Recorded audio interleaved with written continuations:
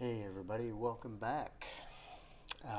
Today we're going to continue our series creating scenery for Microsoft Flight Simulator 2020 using free resources. Today we're going to learn about putting in some custom ground textures. Now I'm not going to make any textures. I just downloaded some from some of those sites that I talked about in previous videos. Go back and check those to get the links to where you can buy, sorry, not where you can buy, but where you can download free textures, okay? But anyway, we're going to go into the sim and we're going to lay down some ground textures from our material library. We're going to show you the terraforming environment where you can move the ground and mold the ground into any shapes that you want, and we'll talk about that when we get there. And yeah, we're also going to show you how to add like a pond or a lake or something like that.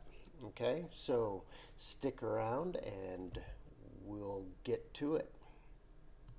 So first of all, I have downloaded a texture from one of the free sites. This one I think was cc0textures.com, and I just found a generic ground texture. All right, and copied those. I downloaded those and unzipped those into my textures directory folder. Sorry. All right, so we're looking at those, and I want to copy those, or copy. I'm only going to use the color PNG. I'm not going to worry about any of the normals or the roughness. Okay, so I need to copy those into my project, or copy this ground image into my textures. All right, so we're going to go to package sources. We're still working with our TUT1 project that we've created in previous videos. So go to your project sources and go to your materials library that you created, the TUT1 materials, and your textures directory. Basically just take the texture that you want and then just simply drop that into your textures directory for your material library, not your model lib. So we'll just copy that over there. All right, so double check it's in there. So we double check. We have our water texture that we put in there when we first created our material library, and then here is the taxi lines and ground marking texture that we added in there as well. And then here's our new ground 047. The 4K means that it's 4096 by 4096 pixels. So it's 4K, all right? So now that that's in our directory, we'll need to get that into our material library in the sim. So let me start up the sim and I will be back with you. Okay, we're in the sim. Now we need to go where we want to open our scenery file. And in my case, it was a local airport. So I'm going to type in that 5 alpha 1. And I'm going to start in a parking space so my airplane is cold and dark. Make sure I'm clear conditions. I mean, you don't have to, but all right, let's go. Okay, so here we are at our airport in the sim, just like if you were getting ready to fly. And these notifications, how annoying, but that's all right. We'll just let them go. I'm not going to bother turning them off. All right, so we're going to go to Tools, open up the project editor, Then we're going to go to Project, Open Project, and we're going to come to where our project is, which is in Tutorials. Tut1 is our project, and we're going to open up the Tut1 XML. Let that open, and then we are going to open our scene and select the BGL and open that or load that into the editor. Alright, so here's our airport where we've been working. I'm going to shut these down for now. We'll open them up later. And I'm using my, see how that jumps every once in a while, holding down my Alt key and moving my mouse with my scroll wheel and left mouse button and all that kind of stuff. Alright, so there's the house that we added in a previous video, and there's the hangar that we had in a previous video that we did. Alright, so this is basically our scene area, and we're going to mess around with this farm field and stuff like that. Now, we added that texture file into our material tut1-material folder. However, it's not in the library yet. Okay, so if you come over here to the material editor and you hit the select, and then there's our tut1 that shows up, expand that triangle and select my materials and hit select. So that adds it into the listing of materials that you have. Right here is our tut1. Okay, so we're going to add that texture, create a entry into the library. Okay, so make sure that you have your scenery library, your material library selected, and notice you see the taxi lines that we added that in a previous video, plus the water texture. Okay, now we're going to add that grassy, bare ground type of texture in there. So you're going to go to, make sure you have it selected, and go to File, go New, and then that's going to bring up the material inspector. You can give it you're going to give it a name, and we'll call this grassy, just because we can. And then you're going to click this black square here, and that will open up your file explorer. Make sure you're in your project. Go to your package sources, go to your materials folder, go to your textures folder, and then here's that ground 47 that we added in at the beginning of the video. So select that and hit open, and that's going to add that to this screen.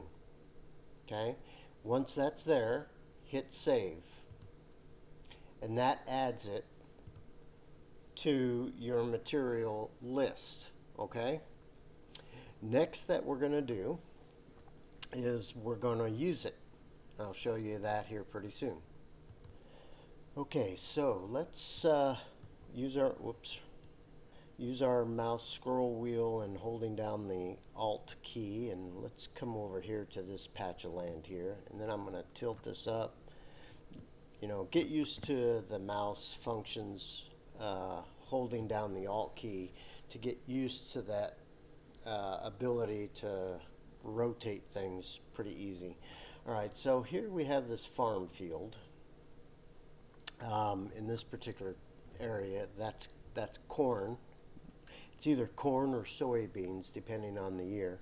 But we're going to just do some basic ground texturing here.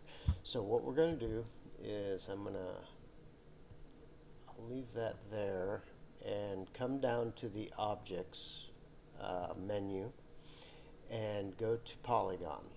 So we're going to add a polygon to our scene. Alright. So I'm going to make sure Polygon's here, and I'm going to add, and then we get this little red crosshair. And remember, to draw a polygon, you hold down the left control key and left mouse click and draw your polygon by just simply keeping that control key pushed in and clicking your left mouse button. And then you get back to your last point that you want to add, you click that and hit enter, and that creates the polygon. Okay? Now right click on that polygon with that polygon selected and hit the properties. Bring up your properties window and you'll see terraforming that excludes, and that I talked about in a previous video. Okay, if you expand this window a little bit, you'll see material, right? Okay, if you come over to your library in the material editor and you select a material, if you left mouse click and drag and drop that into the material, that material shows up in that polygon. Now sometimes your materials are going to look kind of not great really, because it tiles it. If you notice that you can see the repeating pattern of your texture. Okay, so some materials look pretty wonky, some look okay. One thing that you could do is make smaller polygons, and to minimize the repeating pattern. All right, but anyway, that's how you apply a texture to a polygon that's from your material library. All right, next we're going to add a pond and water. Okay, I'll show you that here in a second. Okay, so we're just going to move over here a little bit, over by these farm buildings. So here's the texture that we added. Now we're going to let's add a pond right here. All right, so I might as well take the time to tell you a little bit about terraforming. Terraforming are a set of tools that allow you to mold the ground, build it up or sink it in, and change the topography of the land. Now, the only thing is that Microsoft Flight Simulator isn't the greatest mapping tool. Okay, I'm a cartographer. I'm a map maker by profession. So these kind of tools in the simulator aren't the greatest for doing three-dimensional modeling of the ground, okay? Because you're messing with a static grid or mesh of elevations, okay? The simulator only allows you to work with that three-dimensional ground in a big chunk. Okay, you cannot really control the actual elevation with the actual datum itself. All right, meaning, for instance, you don't have precise control of the elevation. So if the ground level, let's say sea level being 0, and let's say we're close to the coast and we want a polygon to be 30 meters deep, you can only kind of guess at the 30 meters in a way. You can't select a point and say 30 meters, all right? You'll get the idea when we work on this. All right, so what we're going to do is we are going to come down to objects, and we're going to keep our polygon selection, and we're going to add a new polygon. And we're going to add a polygon right here. I'm going to control left mouse click, and we're going to make ourselves maybe a 40-acre pond or something like this. Okay, and then I get to my last point and I hit enter. Now I have a polygon. All right, in the properties, we're going to click on terraforming. Now you notice that there is a magenta dotted dashed boundary around our polygon. That's the fall off. All right, so here's our polygon right here, and this dotted line means that it's gonna, whatever elevation change that we make, it is going to gradually make its way to the dashed line. Now, you can control the distance between your polygon and that dashed line. So let's say I only wanted the fall off. Let's say our pond is relatively steep inside. I can make that fall off closer. So let's say 10 meters. Hit enter and notice that our magenta line, dashed line, gets closer to our polygon. So here is the drastic, this is going to be the drastic change of our elevation on our pond as we sink it into the ground. And then it's going to kind of go uphill until it reaches our dashed line. Okay, everybody understand that? Okay, so now we're going to, whoops, let me go to, if you don't have your gizmo, go to view and turn your gizmo on, and then you get your little gizmo window. We don't want rotate, we want translate. Okay, translate means move forward, backward, left, or right.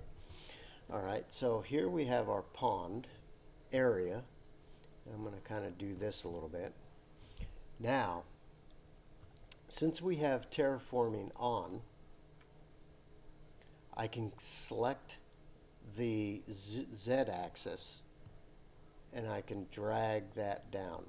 And notice that our pond is sinking, or our polygon is sinking into the ground, right? Okay. But we don't want it quite that drastic. Okay. Now, one thing to understand about doing like a pond or stuff, where this solid line ends, where the solid line is, this would be the top of the water. Okay, it's not, the terraforming that you do, it's not going to make your pond deep and then you put the water up here. You can, there's a way to do that, but for basic terraforming, wherever you make that go down is the top of the water. So there's a little embankment on our pond, okay? And then we kind of go down to the level of the water.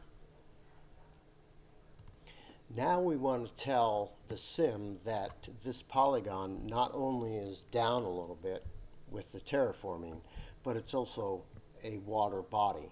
So if you click the water and you choose the kind of water that you're putting in, by default it's going to show up as an ocean. Okay, but you can do a lake. Now you're not going to see much change in this by moving this, by choosing these different options. Okay, but just choose the water body that you're working on. So we're making a pond. All right. So here we have our pond.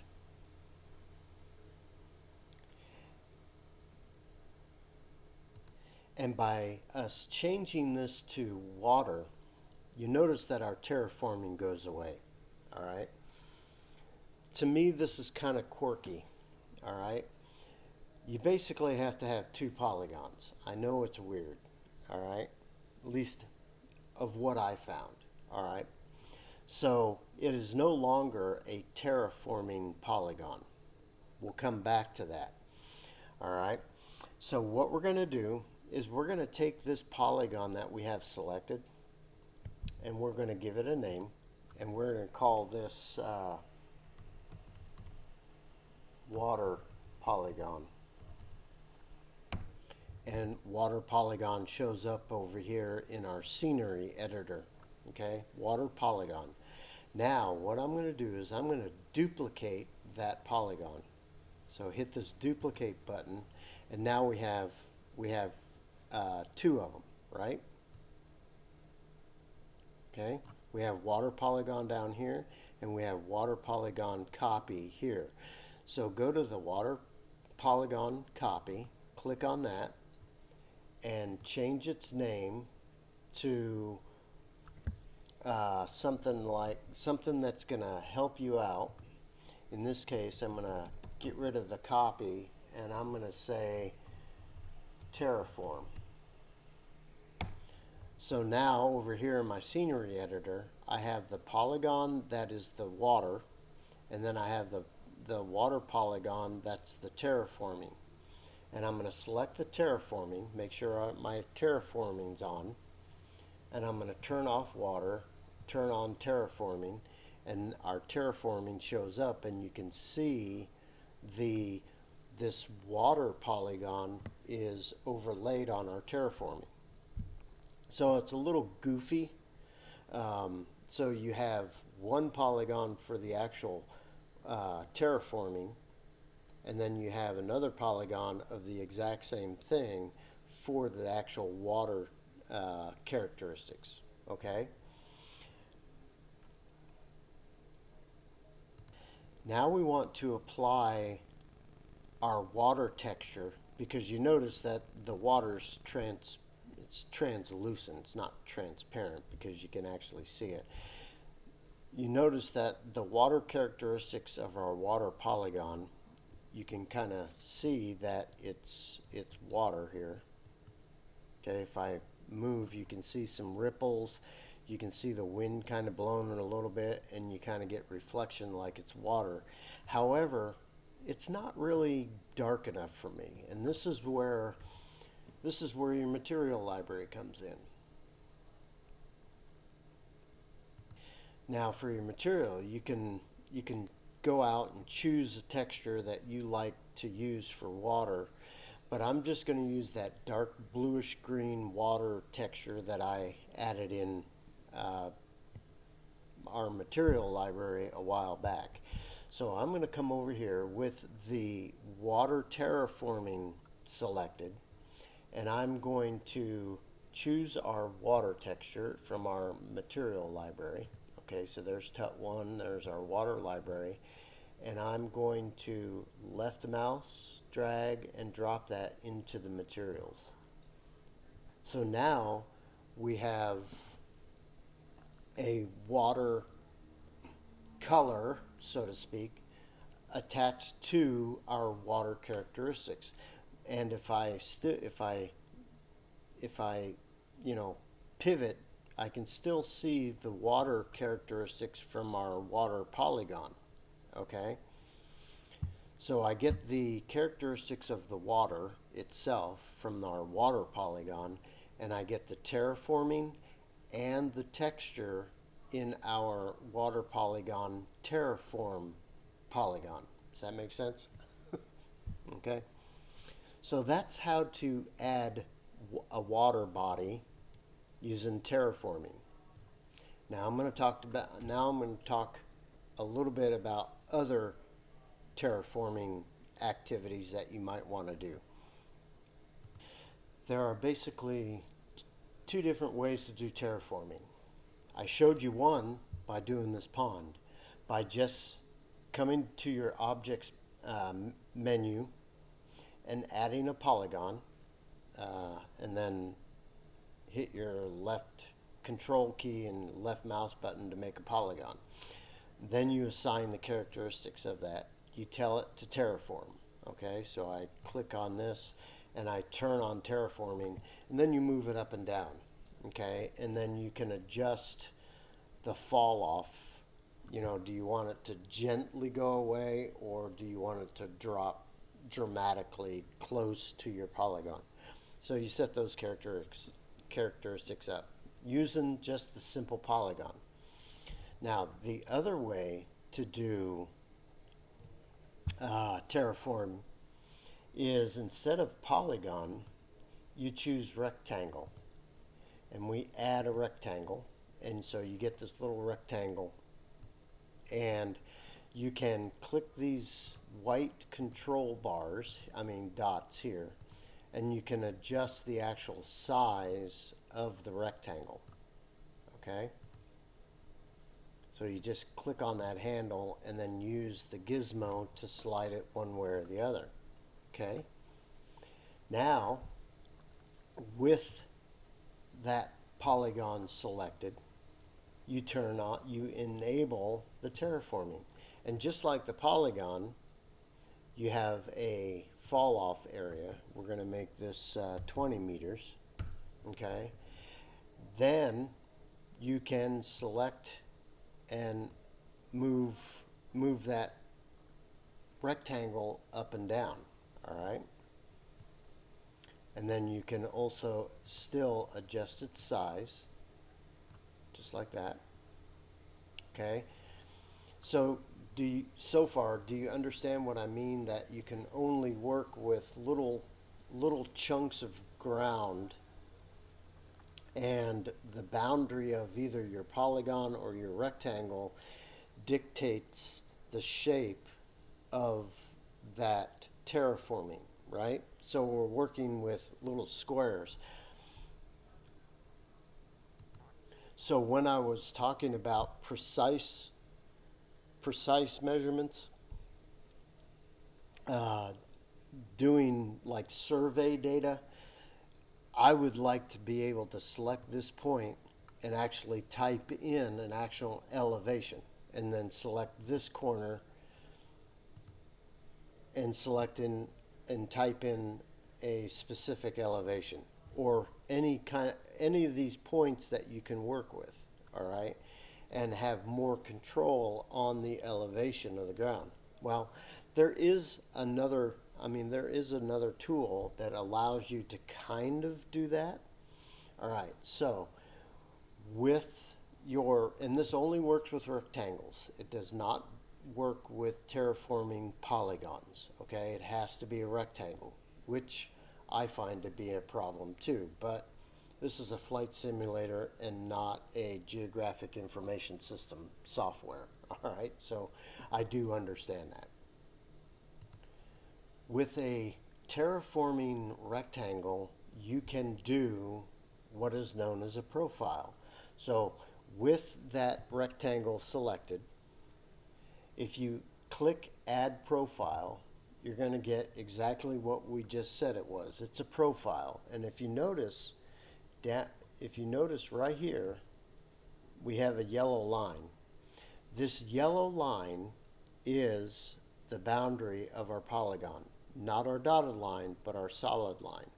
And this gives you the elevation of that rectangle, okay? So if I zoom out, you notice that we're 267. The top of this plateau that we just created is 267 meters above sea level, okay?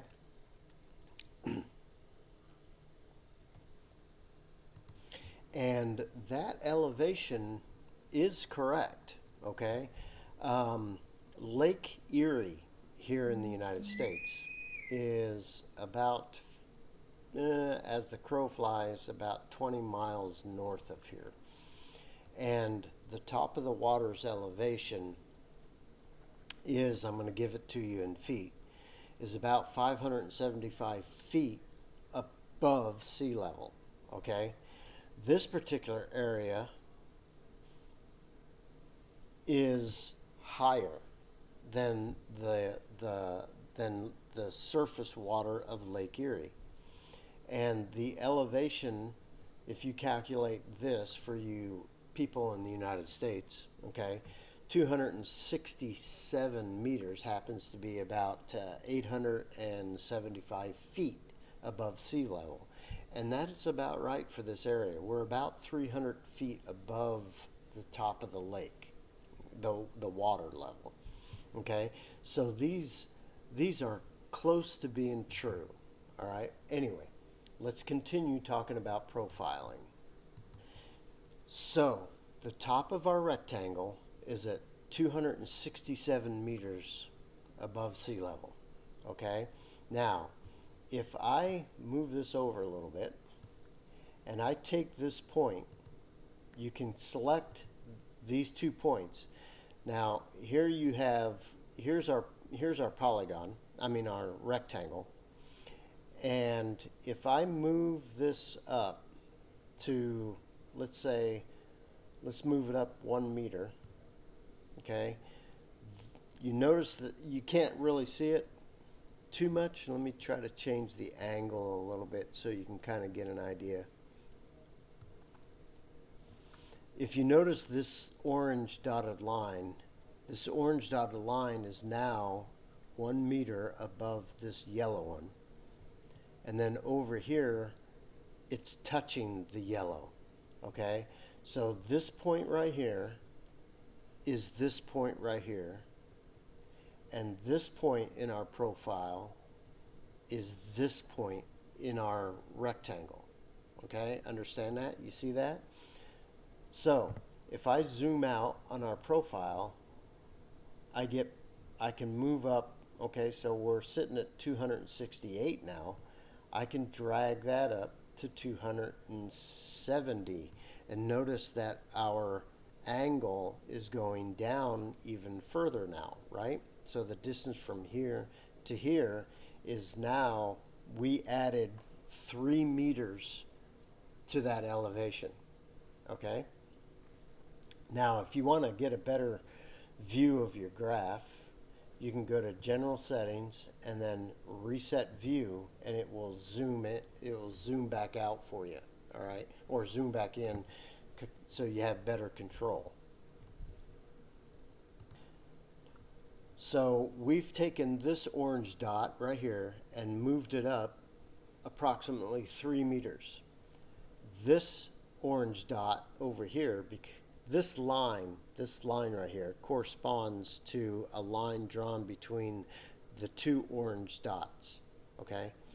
So this dot is this orange dot, and this red dot is this orange dot, okay? With me? Sorry. All right, so we moved this orange dot up 3 meters, and we left this orange dot at the 267 meters. Okay, where it was to begin with. Okay, but let's say that this orange dot is almost down to our original ground level. Okay, so we can zoom out and we can take our right dot and we can move it down. Notice how that orange over there is moving up and down now. Okay, so we can move it down, and that terraforms our slope even more, right? Okay, now here's the cool thing, and usually when I'm working with the profile, I'll move something and then I'll reset my view just so I have a more precise measurement. Now, we can add points between these 2 orange dots. So I can come over here and hit Add New Point, and then click somewhere along this line, and we get a new point in the middle. Now, if you notice, when I grab this point and drag it, you'll see this line go across our rectangle. All right, so it corresponds to our rectangle in our profile. So this allows you to mold your slope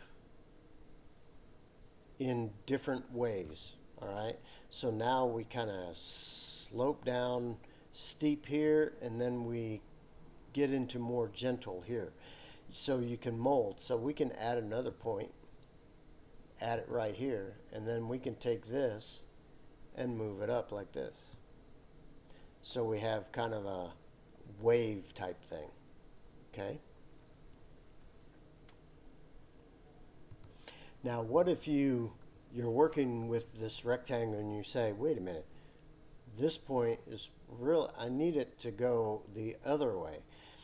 Basically, you select this rectangle, go to rotate, and then you can rotate that on the axis around like this.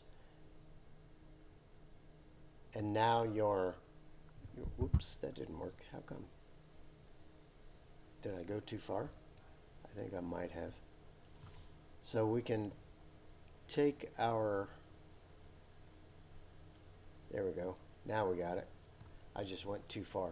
Now I totally turned our rectangle so the slope profile is going in the opposite direction, but it's the same shape, okay? And you can even move it diagonally if it's going diagonal, okay? So you can rotate things a little different. You can play with different schemes here. All right. Now, let's add a second. Let's go ahead and close this profile. Let's add a second rectangle. Make sure that we're object, rectangle, add, and go to translate and move this over here. Okay, so now we have a second rectangle, and I turn terraforming on. Okay, what you're going to notice with that second polygon is that if that second rectangle, it affects the first rectangle that you put in. So the data that you're putting for terraforming in the second one gets combined with the terraforming you did in your first one. Does that make sense? You see that change? Now, you have to be careful because you still have to change what your fall off is for the second one. All right, so we're going to make this 20. And then you'll get some of these goofy things happening, but you notice, I'll talk about this split in the Earth's surface here in a second. But if you notice where these two polygons touch, they share data across. Okay? Now, if I take this polygon and I move it down, then you're going to get some terraforming going along where they meet. So if I move that up, okay, you're going to see that they start merging and sharing data where they're touching each other, right? Now, this split that you see in the Earth's surface, this fault line that we just created, this is actually a boundary in the mesh in the simulator. And sometimes that causes these little cracks to show up, okay? And usually what I do to kind of fix that up is I just play with the polygon until they go away, okay? It's just a limitation that's in Microsoft Flight Simulator. Now, where these two rectangles are kind of meeting each other, and they start sharing data, and there's a transition between the two polygons. This inheritance of transforming isn't only with rectangles. So if I had a rectangle here with this characteristics, and let's say I did a profile of this one, I can still come over here and add a polygon and hold down my left mouse key, create a new polygon right here, hit enter to finish, and that is a terraforming polygon. So I turn terraforming on, and then I move that polygon. Okay, it still is being affected by this rectangle. So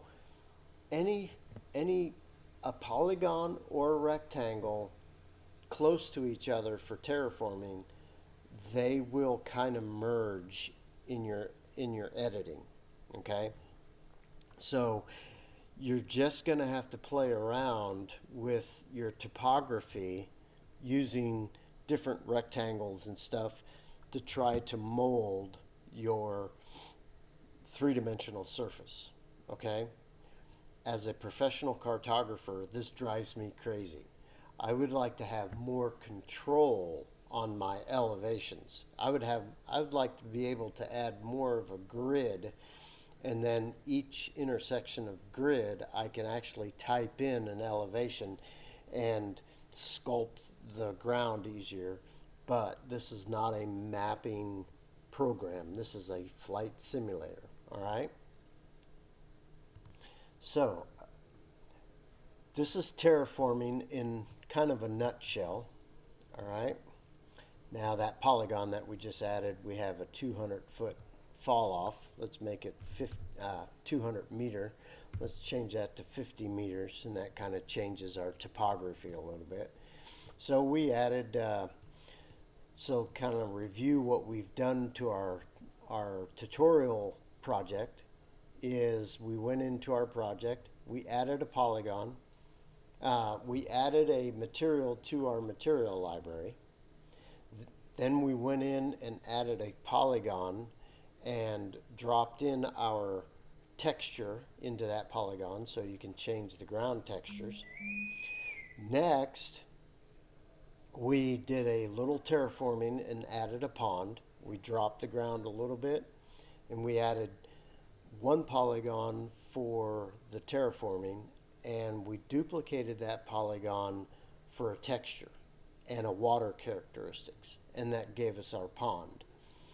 Then I showed you the ability to use the rectangle for terraforming, and understanding that you can only do profiling with a rectangle. You cannot do profiling with a free form polygon. Okay, it has to be a rectangle. But if you want to create complex shapes with terraforming and profiling, you can nest a whole bunch of rectangles like this close to each other and form your ground. Does that make sense? I know it's complicated. All right, but terraforming has improved with every sim update that they've done. Someday I hope they give us more control on terraforming instead of working with big chunks like this, that we can actually create better meshes. Okay, I don't see that happening, but it would be nice if someday they would do that. Anyway, I know this is another long video of you guys listening to my drolling voice, but I hope that I gave you the basics for terraforming. If you have any questions, leave them in the comments, and we can discuss it through this channel. And if you have any ideas of what more you want to see about terraforming, please leave them in the comments as well. Share this video with your colleagues. I really enjoy doing this for free for you guys. If you consider supporting me, I have a Buy Me a Coffee account at My Physical World on buymeacoffee.com. Let me know what you want to see. Okay, help me out, the kind of things that you want to see in some of these tutorials, and I'll do my best to put some stuff together for you. Again, thanks for coming. And if you're seeing this for the first time when I first publish it, I wish you guys happy holidays, Merry Christmas, Happy New Year, and all that stuff.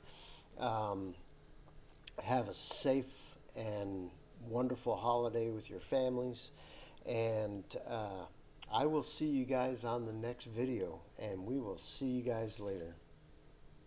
Oh, by the way, don't forget to save your scenery, and then after you save your scenery, to build your package. And if you want to remember how to do that, go back a couple videos. But anyway, save your scenery, and then before you get out of the simulator, build your package. Remember, you're probably going to have to build it twice because of the failures that you'll get, but don't worry about it. Just build it twice in a row. I mean, just one right after the other, and that problem will go away. All right, we'll see you guys later. Bye.